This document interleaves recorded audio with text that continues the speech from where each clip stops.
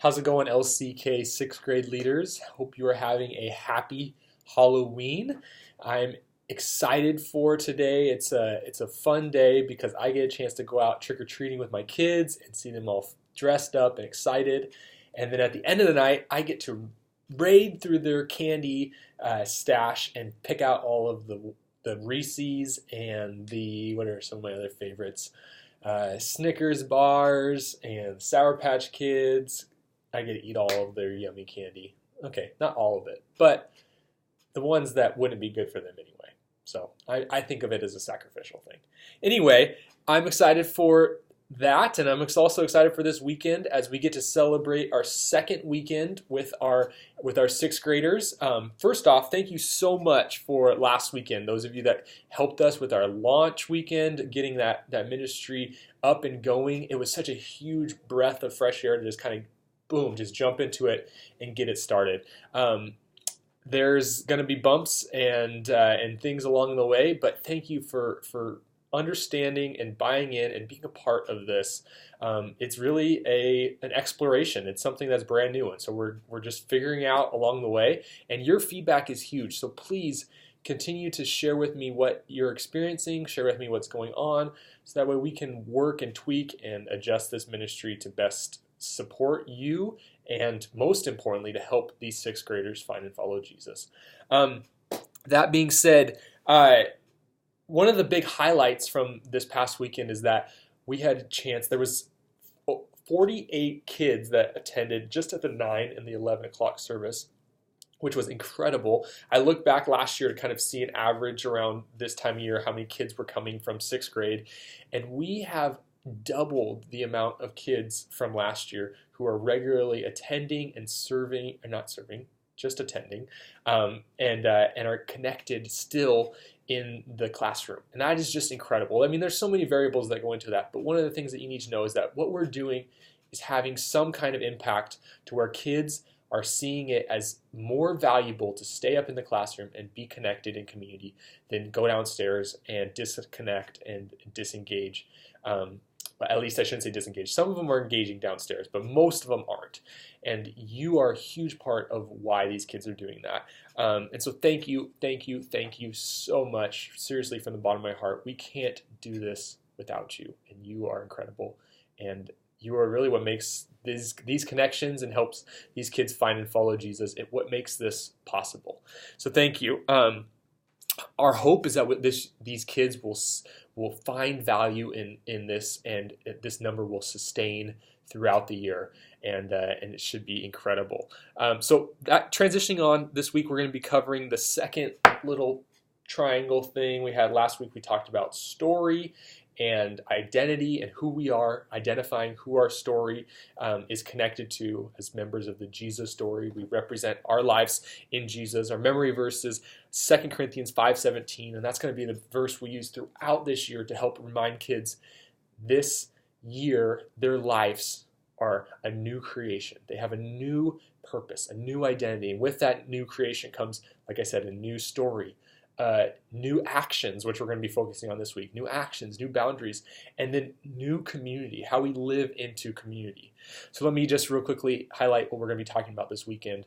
We're going to be talking about actions and boundaries. And what that means is, what new behaviors do we take on as followers of Jesus when we become a new creation?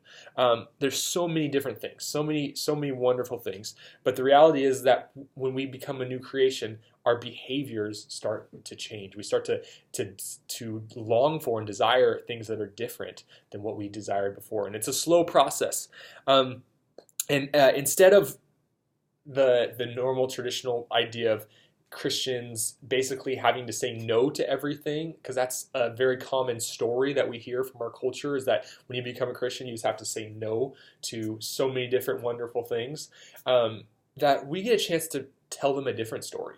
And the reality is, we can tell them that saying no to things means that we get to say yes to other things. For an example, this is a hot button topic, but let's take it as an example. So sex for marriage. We know that the Christian story, the Jesus story, calls us to understand that our bodies are not our own, that they belong to God, and that God has designed us to be connected to Him. And one of the ways we live that out is by saving sex for marriage. And while our culture may say, you're saying no to sex and you're saying no to that, what we believe as Christians is we're saying yes to that one relationship, that one incredible relationship that we get to have in marriage with someone someday. And we're saying that even if that isn't our story, even if we don't choose marriage, that we are saying yes to having a relationship with Jesus that's the most fulfilling relationship that we could ever have. And so it's trying to retell the story, re-explain how as Christians our actions may be different, but our actions are different because we believe we're saying yes to Jesus and His incredible story that we get to be a part of. So that's coming up this weekend. I hope that as we go into the examples that you guys would find ways to help kids see that being a part of the Jesus story means more than just saying no to things. It means saying yes to Him and everything in our lives that goes along with following Him. Our action cards, we're going to actually do action cards this week. Sorry I didn't get those to you guys last week. Still working out some of the kinks, but we'll have action cards for this weekend, and we're going to have a couple of resources for you to use in the classroom as far as next steps for these kids to take this idea of boundaries and actions, how we live in our faith, and implement those into our lives. And big part of that is getting into the Bible, reading the Bible.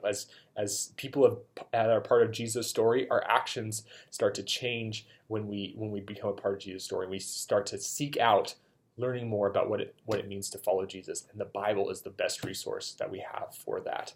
And so reading the Bible, doing PBJ, all these things are an incredible part of that.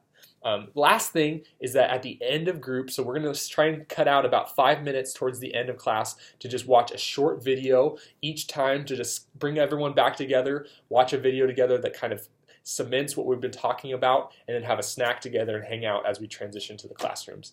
So we'll start to iron out a little bit of this process. We're working with stuff. It's all like a little bit of wet cement, as we explained last week. We're molding this, we're shaping this, and we're excited about how God's going to continue to use this in helping these kids find and follow Jesus. So thank you. I'm excited for this weekend.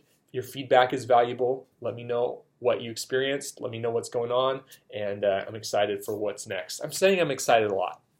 If you can't tell, I am excited because God is doing things. All right, I'll talk to you later. Sorry for this long video. Bye.